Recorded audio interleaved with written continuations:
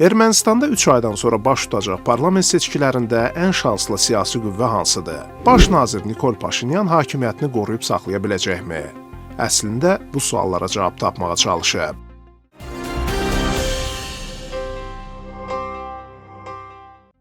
İyunun 7-sində Ermənistanda növbəti parlament seçkiləri keçiriləcək. Seçkilərdə iştirak edəcək siyasi qüvvələr artıq cəmiyyətə bəllidir. Beynəlxalq Respublikaçılar İnstitutunun fevralda 1506 nəfər vətəndaş arasında "Əgər seçkilər bu həftə sonu keçirilsəydi, kimə səs verərdiniz?" sorğusunun nəticələrinə görə Ermənistanın hazırki baş naziri Nikol Paşinyan və onun Vətəndaş Müqaviləsi partiyası respondentlərin 24%-nin dəstəyini qazanacaqdı. Sorğuda iştirak edənlərin 9%-i Güclü Ermənistan partiyasına və lideri Samvel Karapetyana, 3%-i Daşnaküstün partiyası ilə birgə Hayastan blokuna və ya lideri Robert Koçaryana, 3% isə çiçəklənən Ermənistan partiyasına və ya lideri Qagik Sarukyana səs verəcəkdilər. Digər siyasi qüvvələr isə hər biri 1%lik səs ala biliblər. Sorğuda iştirak edənlərin 30%-i seçkilərlə bağlı qərarsız olduğunu, 8%-i seçkilərdə iştirak etməyəcəyini, 5%-i səsvermə bülletenini korlayacağını bildirib. 9% respondent isə sorğuda iştirak etməkdən imtina eləyib. Rusiya vətəndaşı olan erməni əsilli milyarder Samvel Karapetyanın liderlik etdiyi Güclü Ermənistan partiyası böyük maliyyə resurslarına sahibdir və İsrailin baş naziri Benyamin Netanyahunun da məsləhətçisi olmuş siyasi texnoloqla əməkdaşlıq eləyir. Dövlət çevrilişinə çağırışda ittiham edildiyi üçün ev dustaqlığında qalan Karapetyan, xarici dövlətin vətəndaşlığı olduğuna görə onun qeydiyyata alınmayacağı ehtimalı böyükdür. Erməni analitiklər bildirirlər ki, Rusiyanın Robert Koçaryan layihəsi uğursuzluğa uğradığı üçün Karapetyan alternativ ssenari kimi irəli sürülüb. Müşahidəçilər Karapetyanın Koçaryanın səslərinin parçalayacağını ehtimal edirlər.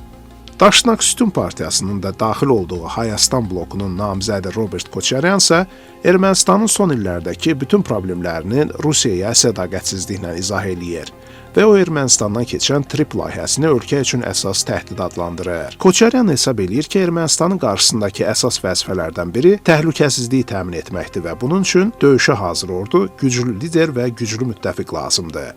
Erməni ekspertlər keçmiş prezidentin həmişə Rusiya yönümlü mövqedə olmasına görə onun güclü müttəfiq dedikdə Rusiyanı nəzərdə tutduğunu düşünürlər. Koçaryan seçki kampaniyasında özünü Artsaq Respublikasının, Qondarma Dağlıq Qarabağ Respublikasının birinci prezidenti və Ermənistan Respublikasının ikinci prezidenti kimi təqdim eləyir.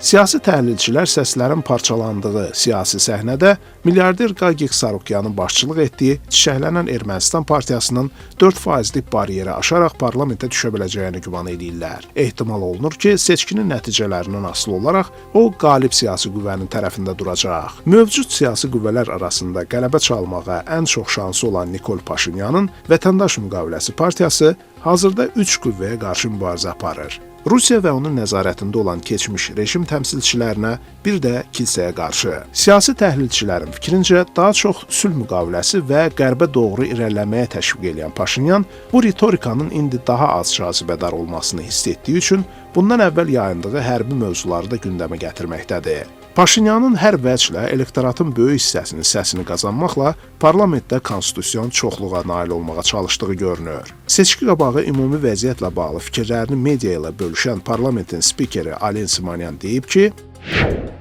Robert Koçaryanın parlamentə düşmək üçün barajı keçə biləcəyinə inanmıram.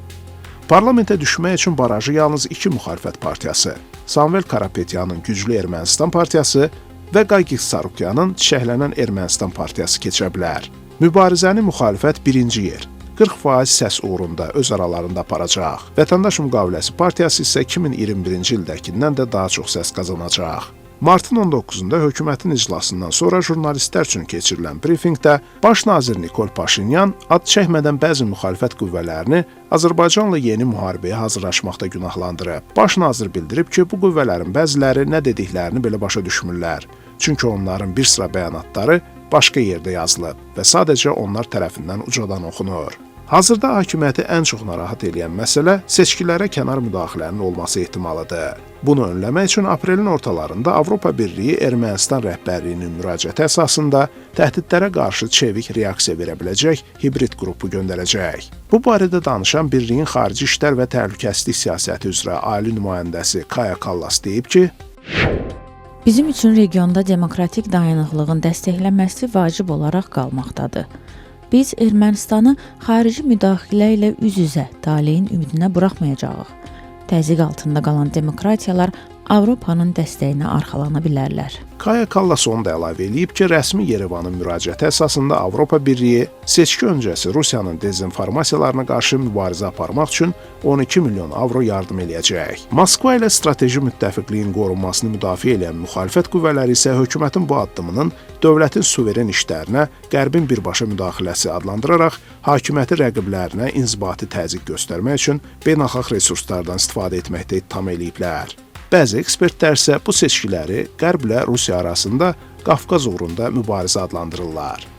Vesti.ru-ya müsahibə verən Moskva Beynəlxalq Münasibətlər İnstitutunun professoru Viktor Saqamanyan deyib ki, seçkilərdən bir ay əvvəl Yerevanda Avropa Siyasi Birliyinin sammitinin və 1-ci Ermənistan-Avropa Birliyi sammitinin keçirilməsi bu seçkilərin tarixi əhəmiyyətindən xəbər verir.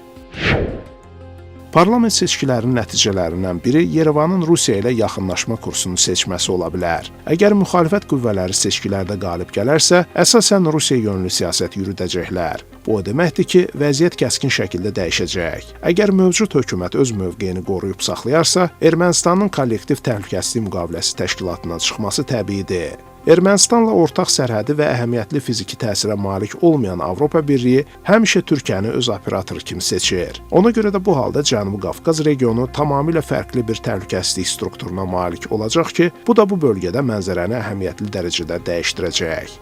Professor Saqamanyan hesab edir ki, bölgədə yeni təhlükəsizlik arxitekturasının qurulması Türkiyənin himayəsi altında baş verəcək. Onun fikrincə, bu parlament seçkiləri təkcə Ermənistanın xarici siyasəti üçün deyil, həm də bütün region üçün çox vacibdir. Bu o deməkdir ki, Cənubi Qafqazın siyasi mənzərəsi əsasən 7 iyunda Ermənistanda keçiriləcək seçkilərlə müəyyən olunacaq.